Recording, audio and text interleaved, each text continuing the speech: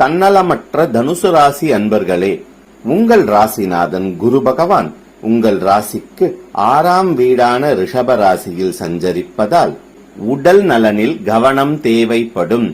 கடன் வாங்குவது மற்றும் கடன் கொடுப்பதை தவிர்ப்பது நன்று. இஷ்ட தெய்வ வழிபாட்டால் உங்களுக்கு ஏற்றம் ஏற்படும். தாயாரின் உடல் நலனில் கவனம் தேவைப்படும் காலகட்டமாகும். தேவையற்ற வாக்குவாதங்களை தவிர்ப்பது நன்று. மாணவர்கள் படிப்பில் அதிக கவனம் செலுத்த வேண்டிய காலகட்டமாகும்.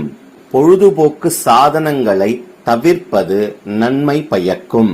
தேவையற்ற செயல்களில் ஈடுபடுவதை தவிர்ப்பது நன்று. முன்பை விட அதிக முயற்சி தேவைப்படும் காலகட்டமாகும். உங்கள் 3ஆம் பாவமான கும்பராசியில் சனி பகவான் ஆட்சி பலம் பெற்று